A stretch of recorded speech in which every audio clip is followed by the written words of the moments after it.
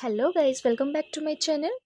आज मैं आपके लिए लेकर आई हूँ हिंदी का टॉपिक काव्य शास्त्र। ये आपको पार्ट 1 में, बीए पार्ट 1 में, 2 में और फाइनल में आपकी हेल्प करेगा। तो चलिए स्टार्ट कर लेते हैं आज का हमारा फर्स्ट टॉपिक, जो कि है काव्य की परिभाषा, उसके तत्व और काव्य का स्वरूप कैसा होता है, इसके बारे में आज हम बात करेंगे। प्राचीन और भारतीय वाङ्मय में काव्य शब्द का प्रयोग हिंदी साहित्य के नाटक आदि सभी विद्याओं के लिए किया जाता था। पुराने जमाने में आप ऐसे बात कर सकते हो कि काव्य का जो प्रयोग था ना, वो जैसे हम नाटक वगैरह करते थे साहित्य के अंदर, तो इन सब में किया जाता था। किंतु आज काव्य शब्द का अर्थ केवल कविता ही समझा जाता है। लेकिन आजकल जो काव्य का अर्थ है वो हम केवल कविता के रूप में लेते हैं कि काव्य जो है वो केवल एक कविता ही है। आज काव्य का अर्थ सीमित हो गया है, मतलब लिमिटेड हो चुका है। अभी काव्य के व्यापक अर्थ में रागात्मक भावनाओं से संबंधित सभी रचनाएं आ जाती हैं, जिनको आप गा सकते हो। रागात्मक हो गया, जिनको आप गा के सुना सकते हो। ये सभी रचनाएं जो है वे काव्य के अंतर्गत ही आती हैं। आरंभ में गद्य, पद्य, नाटक, चंपू आदि सभी कुछ काव्य के अंतर्गत आते थे, किंतु आज हम काव्य का अर्थ केवल कविता तक ही सीमित रखते हैं। पहले ऐसा होता था कि गद्य यानी कि आपका जो भी पोर्शन होता है, लेखक जो लिखते हैं अपनी कहानियां वगैरह, और पद्य यानी कि जो भी पंक्तियों से रिलेटेड होता है आपका पोर्शन कविता का, और नाटक भी आपको पता है क्या होते हैं। तो ये सबके अंदर पहले काव्य आता था, ठीक है। लेकिन आज काव्य जो है वे सिर्फ और सिर्फ कविता के अंतर्गत ही हम देखते हैं। बहुत लिमिटेड हो गया है, इसका जो स्त्रोत है ना, बहुत कम हो गया है। पहले बड़ा व्यापक हुआ करता था। अब इसके अर्थ पे आ जाते हैं। काव्य का अर्थ क्या है?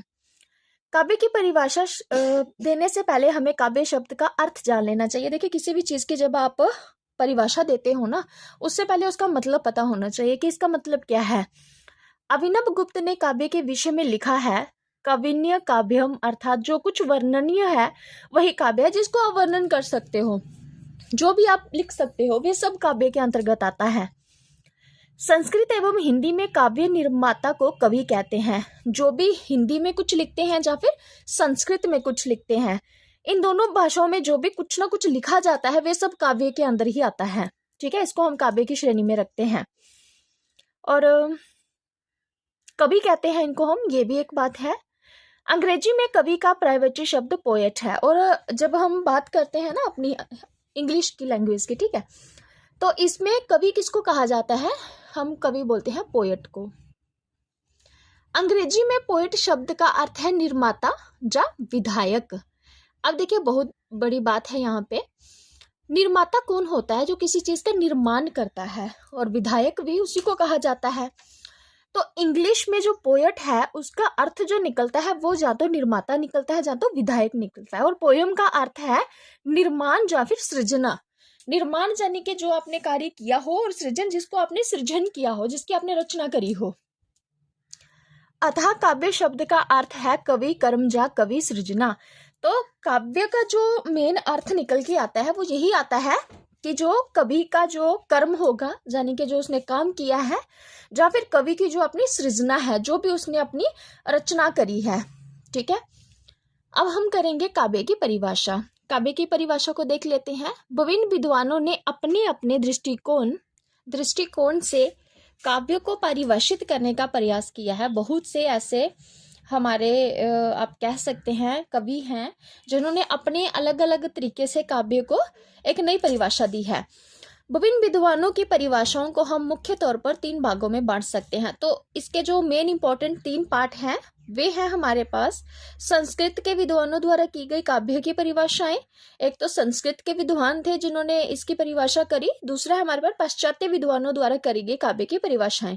जो पाश्चात्य, जैसे आप वेस्टर्न बोल सकते हो, उन्होंने जो परिभाषाएं दी हैं, और हिंदी के विद्वानों द्वारा दी गई काव्य की परिभाषाएं। और हिंदी के जो विद्वान थे उन्होंने क्या क्या परिभाषाएं यहाँ पे दी हैं। आज हम इसमें सबसे पहले बात करेंगे संस्कृत के विद्वानों की। इसमें आपने उनका क्रिटिसिज्म भी करना है कि कैसे उनको जो भी उन्होंने कहा है वे सत्य है भी है कि नहीं है। तो एक दिन में एक एक करके हम इसको खत्म करेंगे, ठीक है। सबसे पहले बात आती है संस्कृत के विद्वानों द्वारा की गई काव्य के परिभाषाएं। इसमें संस्कृत में काव्य शब्द का प्रयोग कविता के लिए हुआ है। इसमें जो सबसे पहला प्रयोग है वह कविता के लिए ही हुआ है। काव्य शब्द कविता का पर्याय होते हुए भी संस्कृत काव्य शास्त्र में दोहरा अर्थ देता है। देखिए, कविता भले ही इसका काव्य का मतलब कविता निकलता हो, लेकिन संस्कृत के अंदर इसके दो मतलब निकलते हैं। संस्कृत काव्य शास्त्रियों द्वारा दी गई काव्य संबंधी परिभाषाएं भी एक और साहित्य और दूसरी और कविता को परिभाषित करती हैं। इसमें है क्या कि हम बोलते हैं कि काव्य जो है वे बिल्कुल कविता से ही रिलेटेड है, लेकिन इन विद्वानों ने कहा है कि ऐसा नहीं है। वे कविताएं जो भी हैं, कविता और साहित्य दोनों को परिभाषित करती हैं काव्य जो है, ठीक है। प्रमुख संस्कृत काव्य शास्त्रियों द्वारा दी गई काव्य संबंधी परिभाषाएं, अब उन्होंने क्या क्या परिभाषाएं दी हैं इस बात को हम थोड़ा समझ लेते हैं। सबसे पहले तो उन्होंने कहा कि काव्य उस रचना को कहते हैं जो अलंकारों से युक्त हो। ध्यान दीजिएगा, काव्य किसको कहते हैं? उस रचना को कहते हैं जो अलंकारों से युक्त हो, गुण रहित और दोष, गुण सहित हो और दोष रहित हो। देखिए, काव्य तो वह हो गया जिसमें अलंकार होंगे, और उन्होंने बोला वो गुण सहित होनी चाहिए, उसमें बहुत सारे गुण होने चाहिए, लेकिन दोष रहित भी हो, दोष नहीं होना चाहिए कोई उसमें, जिसमें अभिष्ट अर्थ का वर्णन संक्षिप्त रीति से किया जाए। बड़े से बड़े जो अर्थ निकलते हैं उनको बिल्कुल संक्षिप्त करके लिखना है। 3-4 चीजें उन्होंने कही हैं। इस परिभाषा के अनुसार काव्य में 4 विशेषताएं मानी गई हैं, जिनमें 3 विधि है और 1 निषेध है। देखिए, 4 विशेषताएं क्या है इसमें? अलंकार से युक्त होना विधि है, ठीक है, अलंकारों से युक्त हो सकती है वो, ठीक है। गुणों से युक्त होना, ये भी अब बात मानने में आती है कि गुण भी जो है उसमें वो पाए जा सकते हैं। अब थर्ड जो आता है इसमें, कम शब्दों में अभिष्ट अर्थ की सिद्धि। देखिए, कम से कम शब्द में ज्यादा से ज्यादा बात को कहना, ये भी एक विधि हो सकती है, लेकिन दोष रहित तो होना निषेध। अब जिसमें दोष, ऐसा कोई संसार में ऐसी कोई चीज है क्या जिसमें कोई दोष नहीं है? तो इसलिए इसको निषेध माना गया है। सबसे पहले भामह ने कहा था, भामह के अनुसार शब्द और अर्थ में सहित का भाव काव्य है। सहित का भाव मतलब जो सार्थक हो, जिसको सिद्ध किया जा सकता है, अर्थात काव्य सार्थक शब्दों की रचना है। जो भी सही शब्द जो हैं काव्य के अंदर, उसको जो उसकी एक रचना कर दो तो वही काव्य है। ये भामह ने कहा था, ठीक है। मम्मट के अनुसार दोष रहित, गुण सहित तथा कभी कभी अलंकार रहित होने पर भी सार्थक पदों की रचना काव्य है, चाहे उसमें थोड़े से गुण दोष जो है वो रह जाएं। गुण सहित होगी और कभी कभी अलंकार ना भी होंगे, तो भी अगर आप सही शब्दों का चुनाव करके कुछ लिख रहे हैं तो वे काव्य की रचना कहलाएगी, ऐसा मम्मट का कहना था। अब देखो, इन्होंने अपनी अपनी परिभाषाएं तो दे दी, लेकिन उसमें क्या होता है ना, बहुत सारे ऐसे हमारे विद्वान होते हैं जो उस पर टीकाकरण करते हैं और बताते हैं कि ये सही है या गलत है। तो ऐसा ही संस्कृत काव्य शास्त्रियों की उपयुक्त परिभाषा में अनेक त्रुटियां दिखाई पड़ती हैं। त्रुटियां क्यों दिखाई पड़ती हैं? कमियां, घटियां, आप जिसको बोल सकते हो, ऐसा क्यों है? अग्नि पुराणकार तथा आचार्य मम्मट ने दोष रहित शब्द को काव्य की परिभाषा में जोड़ा है। इन्होंने बोला कि अगर दोष भी होगा तो भी वे काव्य है, लेकिन इनकी जो परिभाषाएं हैं उसमें इन्होंने क्या बोला था कि दोष रहित होनी चाहिए, दोष सहित नहीं होनी चाहिए। जबकि देखिए, जबकि इस संसार की किसी भी वस्तु या रचना को दोष रहित नहीं कहा जा सकता। ऐसी कौन सी चीज है जिसमें दोष नहीं होगा? ठीक है, कोई भी चीज जब आती है वे दोषों के साथ ही आती है, अतः इस शब्द का प्रयोग अनुचित है। तो ये इन्होंने जो प्रयोग किया है ना, जहाँ पे दोष रहित होने का, ये अनुचित है, ये इनका कहना है। इसी प्रकार मम्मट की परिभाषा में कभी कभी बिना अलंकारों के भी पद का प्रयोग अनुचित है। देखिए, दोष रहित जो बात थी वो भामह ने कही थी, जिसको नकार दिया गया कि ऐसा तो हो ही नहीं सकता कि दोष ना हो किसी चीज में।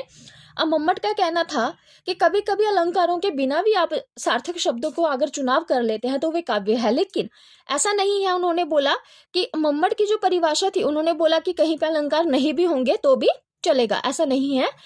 जबकि अलंकारों के बिना भी तथा अलंकारों से युक्त भी दोनों रूपों में काव्यों की रचना संभव है। देखो, अब ऐसा हो सकता है कि किसी में अलंकार ना हो, ठीक है, या फिर ऐसा हो सकता है कि किसी में आप बोल सकते हो कि दोष रहित हो, वो दोष सहित भी हो सकती है।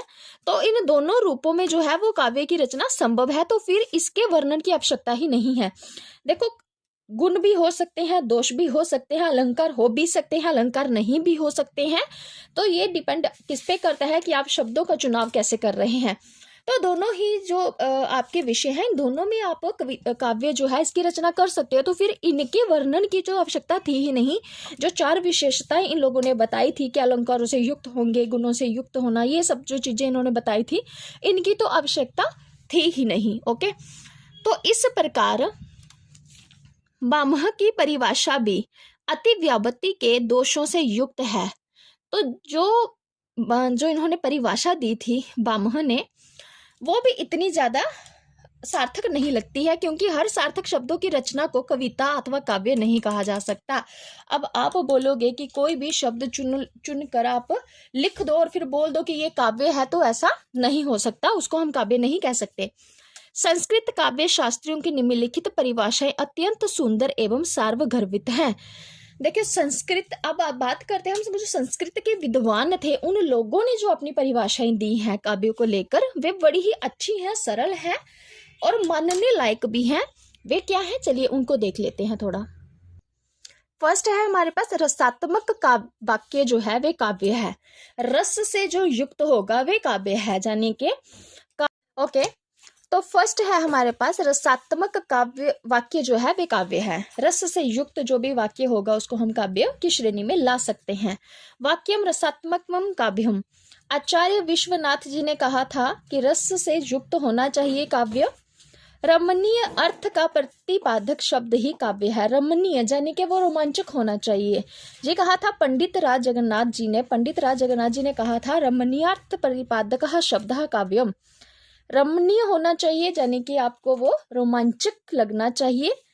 तो ये दोनों ही परिभाषाएं संस्कृत काव्य शास्त्र की कविता संबंधी प्रमुख परिभाषाएं कही जा सकती हैं। तो इसकी अगर मेन परिभाषा काव्य की अगर मिलती है तो वे ये दो ही परिभाषाएं हैं जिसको हम प्रमुख मान सकते हैं। और यह दोनों ही परिभाषाएं काव्य के अनुभूति पक्ष यानी कि रस और रमणीयता तथा अभिव्यक्ति पक्ष यानी कि वाक्य और शब्द दोनों पक्षों से समन्वय पर आधारित होने के कारण पूर्ण परिभाषाएं मानी जा सकती हैं।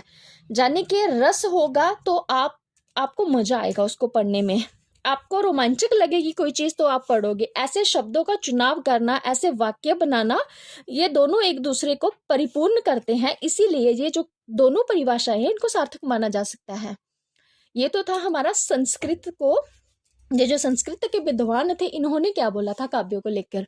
अभी दो और भी हैं, पाश्चात्य है, हिंदी के विद्वान हैं। इनको हम नेक्स्ट हमारी वीडियो में एक एक करके एक्सप्लेन कर देंगे। अगर आपको ये टॉपिक का पीडीएफ चाहिए तो आप मुझे नीचे कमेंट बॉक्स में मैसेज कर सकते हैं, पीडीएफ आपको मिल जाएगा। इससे रिलेटेड और कोई भी आपको टॉपिक चाहिए होगा तो आप कमेंट बॉक्स में मुझे कमेंट कर सकते हैं। वीडियो अच्छी लगे तो लाइक शेयर कमेंट और जरूर करना, सब्सक्राइब भी चैनल को जरूर कर लेना। Okay, bye bye, take care.